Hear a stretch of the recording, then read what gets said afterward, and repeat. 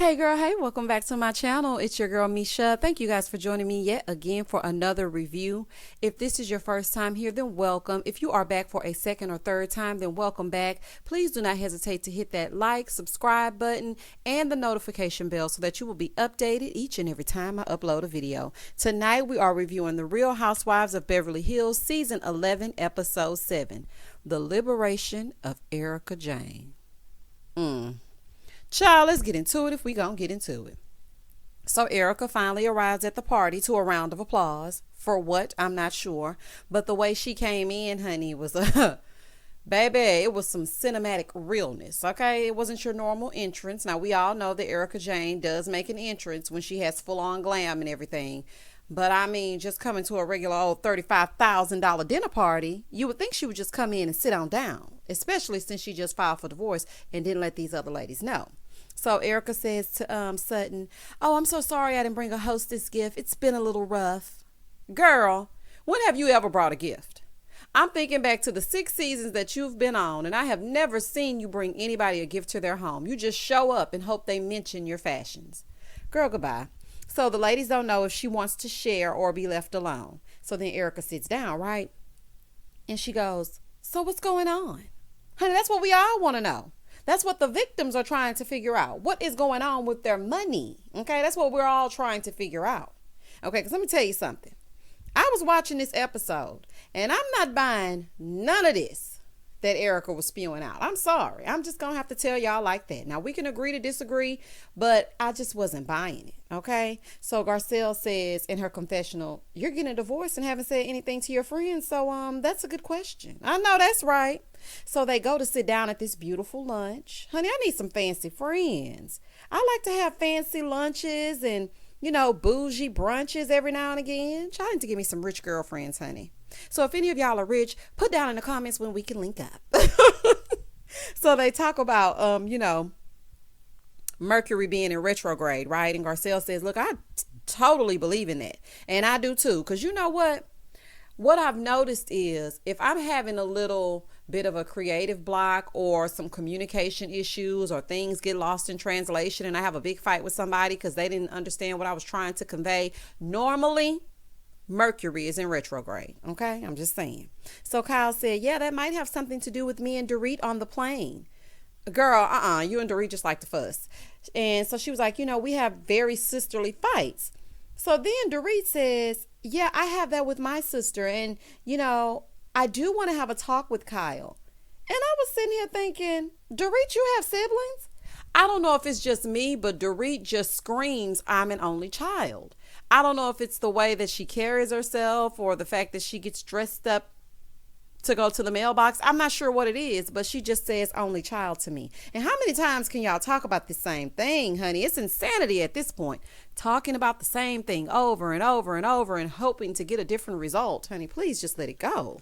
Oh my goodness. So then Garcelle says, "Yeah, we're gonna need a timer because Dorit, you're long-winded." Okay. So Kyle said, "Well, Kathy talks in shorthand." So then she starts giving these examples, right? And I'm with Kathy. Sometimes you don't want to be going full out, honey. Sometimes you just want to say your little words and hope somebody catches on. So Kathy said, "Yes, sometimes I do talk in code." What are you, a secret agent? Oh my goodness, Kathy. She is crazy. So Kathy said, it's better to allude to the situation because you never know who's listening. Well, honey, you need to lean over there and tell Erika Jane that, honey, because she is talking and she is having diarrhea at the mouth at this point. And she thinks she's making things better, but we are all side-eyeing her. Okay? But Dorit, honey, from one long-winded lady to another, I understand the struggle. So then we see Lisa Rinna in her confessional say, "I'm not sure if Erika wants to talk about anything, but I'm going to give her the space she needs to talk about it." Rinna, you are a hypocrite because when it was time for y'all to go in on Denise, you had no problem going fully in, trying to figure out every single detail that you could figure out about her allegedly having an affair with Brandy Glanville. But you want to give Erika her space. See, this is the thing. This is what I was thinking about as I was watching this. You want to give Erika her space because Erika not about to play with you. See, Erika and Denise are two different people. Now, Erika might chop your head off. Okay. She's a little bit scary, a little bit intimidating, and Rena don't want that smoke. But when it comes to Denise, they felt like they could play in her face. Okay. Because Denise was going to get up and run away, her and her husband, and not really answer any questions. See, that's the difference, honey. You wouldn't be playing with me, child. So Sutton tells the ladies that she got a new car. And so then Erika said, well, I got a new ride. Well, no, Erika said, well, I need a ride, so pick me up.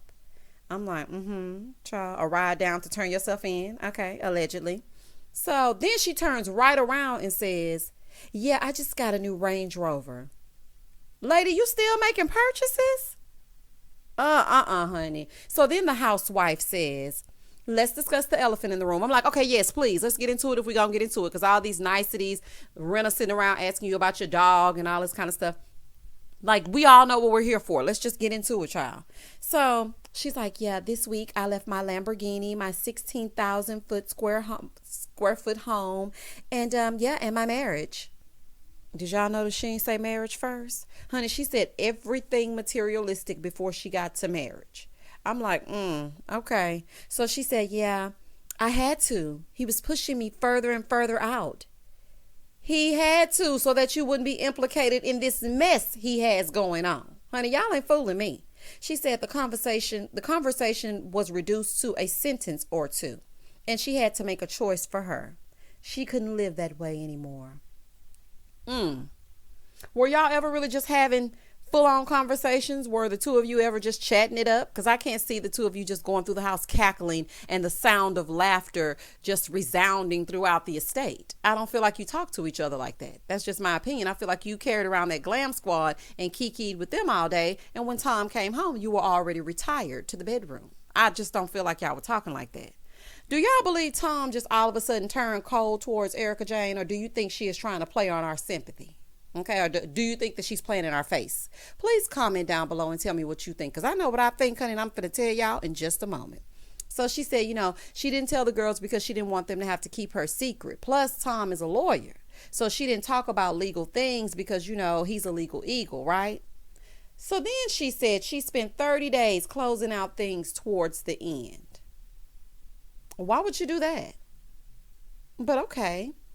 She said, she said, look, I knew I hit the jackpot.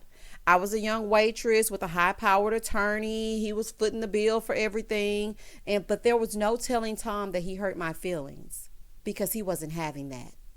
Okay, girl, stop right there.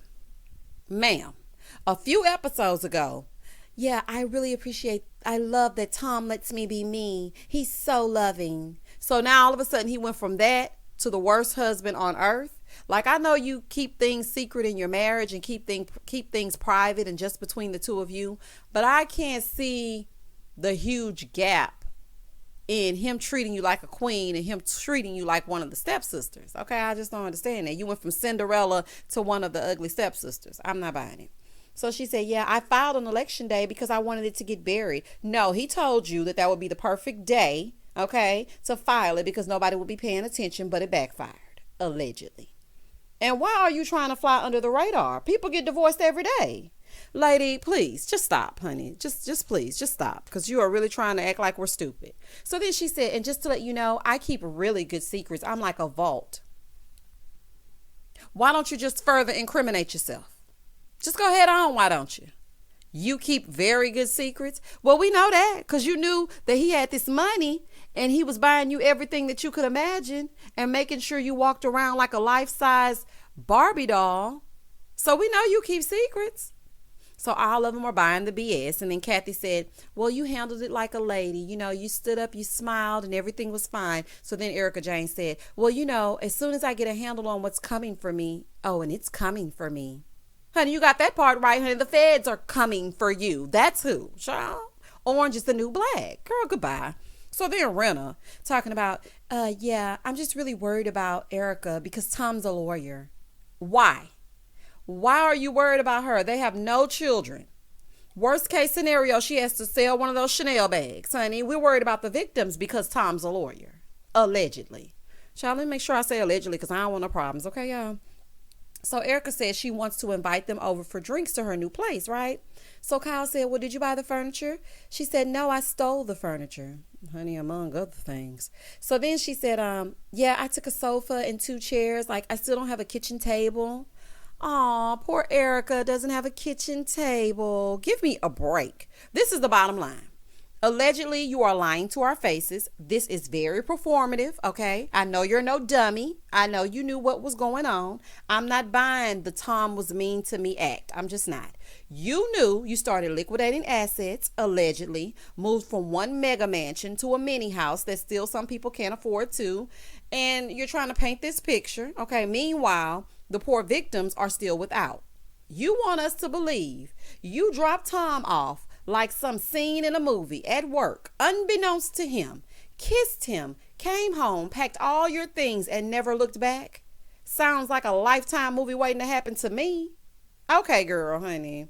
That time you spent on Broadway was well spent. Allegedly. Moving forward. Kyle and Dorit go and have another conversation. Ladies, we don't care, honey. This is the bottom line. Respect each other. Don't talk over each other. We need to get back to the housewife.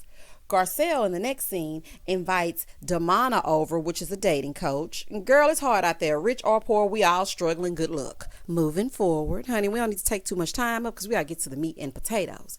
Over at Erika Jane's little jewel box that she calls a home, she is still walking around with this team, right? And they're, looking around the home and showing us what all's doing. It's time for them to retire, okay? Because you're supposed to not have any money to pay them. Girl, you're not making any sense. So they're showing this house with things all over the floor. But the thing to me is this is still bigger than my home. Okay, so it's just you. You don't need a lot of space.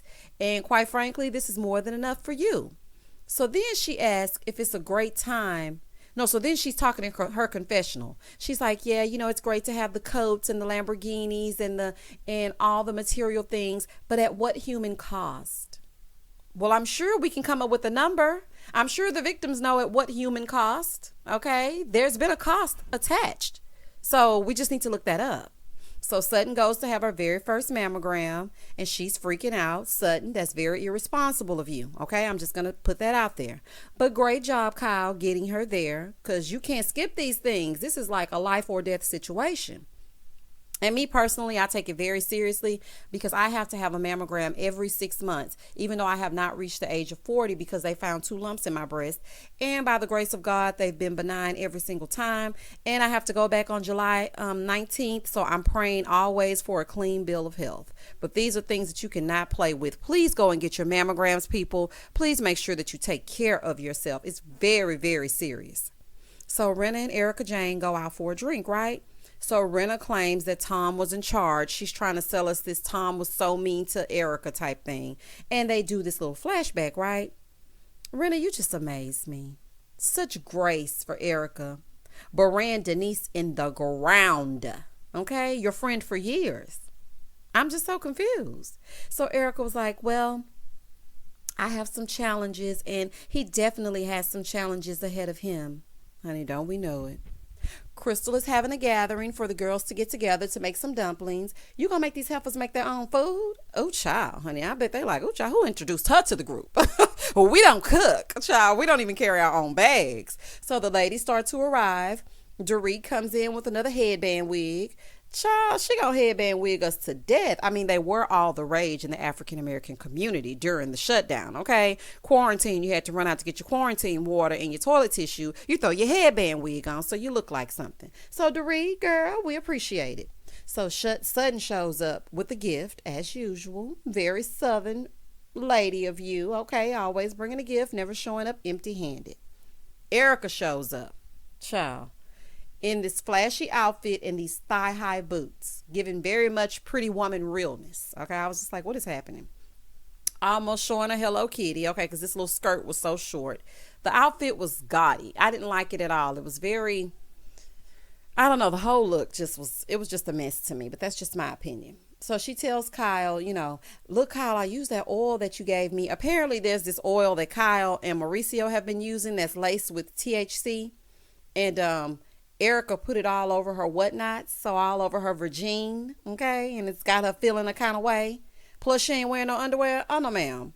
Why would you put that on before this party? And what kind of party did you think you were going to? Child, let me find out. So Sutton and Crystal go to talk about Coalgate yet again. And they start talking about Crystal. And Crystal said, listen, people keep bringing it up to me. So I have to talk about it. So Sutton said, if you don't want to talk about it, then don't. I have to agree with Sutton on this one. Like, just cut the crap, okay? It really wasn't that serious. But on the other side, Erika nasty self outside, sitting on these people's furniture with no underwear on. Girl, have some respect. That is so nasty to me. Like, don't sit with your beveragine all over my, like, honey, anything could happen. Women have things that happen, Child, y'all know what I'm talking about, ladies. So Kyle said, oh, your tweeter is escaping. Erika Jane said, it hasn't, but it's about to. I'm like, girl, I'm sure you and Tom were not getting it in, honey. So somebody been saying that Hello Kitty all these years. She's like, yeah, I'm going to wait 90 days. And then after the 90 days, it's on. Okay, if you want us to believe you have not had sex. Okay, girl. Okay. Child, whatever you want us to believe. Moving forward, they go out. Sutton starts talking about that damn coat. I'm like, oh my goodness, child, please leave it alone. Sutton is like, look, we just want to let y'all know that we're not talking about it anymore. But she proceeds to talk about it further. So Crystal said, I haven't been talking about it. Sutton said, well, it's definitely defamatory for you to say I violated you. I do think that was a bit much, okay? So Dorit said, well, her entire experience with you in Tahoe was bad. So I kind of understand her side. So then Sutton said, listen, I didn't appreciate being called manic and crazy. This is my thing.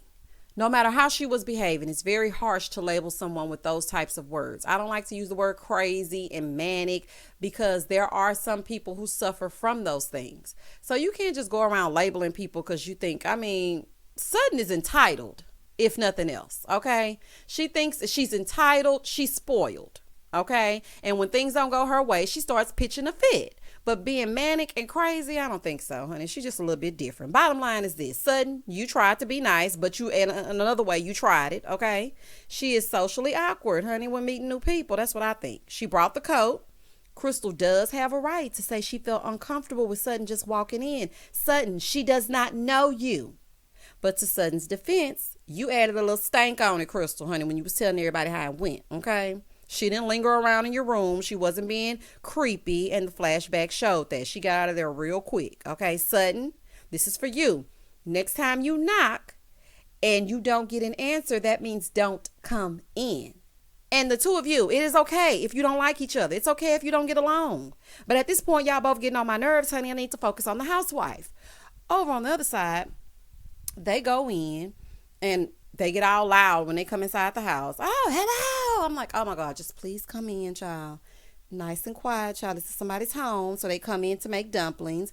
Garcelle talking all over the stove, talking about, oh, I need a facial. The spas are closed. Man, please don't say words where spit could potentially fly out of your mouth. Get from over the food, please.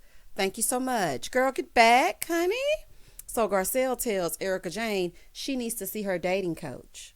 Girl, that's the last thing she needs. Girl, let her focus on what's about to happen throughout the course of this year so that she can get to the other side, because right now she does not need to be focusing on dating nobody.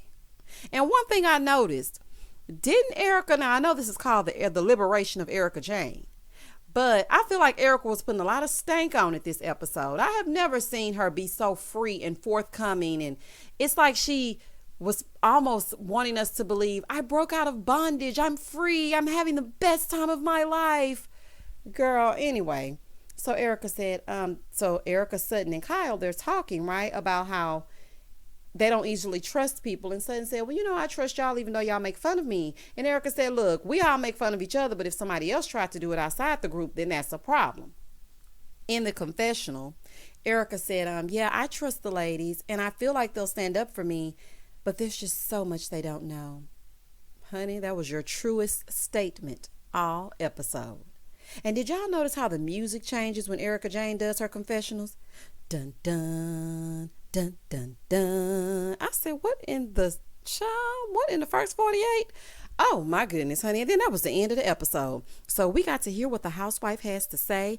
And apparently throughout the season, there's going to be a little bit of a rift between her and Sutton, because I think Sutton is trying to call her to the carpet. Listen, if there are two people on this season that are going to be asking questions that are going to get on her nerves, it will be Garcelle and it will be Sutton. So we will see in future episodes how it pans out. And next episode, Sutton and Crystal still fussing. Child, oh, please go to your separate corner so we can enjoy the show.